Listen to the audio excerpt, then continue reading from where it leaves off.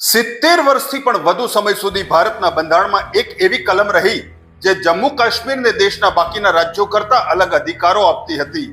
1947માં ભારત વિભાજન પછી જમ્મુ કાશ્મીરના રાજા હરિસિંહે ભારત સાથે જોડાવાનો કરાર કર્યો, ઇન્સ્ટ્રુમેન્ટ ઓફ એક્સેશન.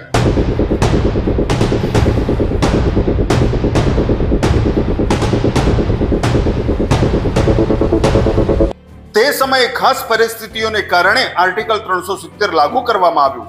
કાશ્મીરને પોતાનો અલગ બંધારણ, અલગ ધ્વજ અને ખાસ કાયદા મળ્યા, પરંતુ વર્ષો સુધી આ કલમ વિવાદમાં રહી. આ હતી આર્ટિકલ 370.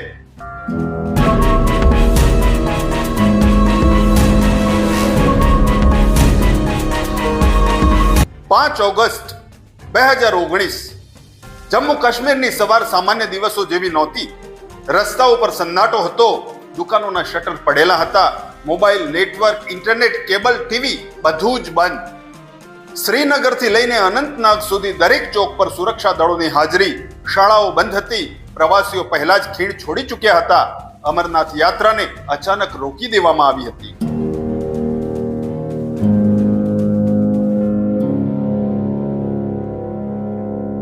આખી રાજકીય વ્યવસ્થા થંભી ગઈ હતી.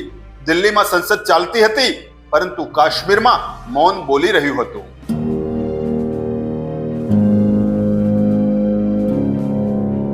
પાંચ ઓગસ્ટ 2019 રોજ નિર્ણય દિલ્હીમાં લેવામાં આવ્યો, પરંતુ તેના ધબકારા સૌથી વધુ કાશ્મીરની શાંત ગલીઓમાં સંભળાયા.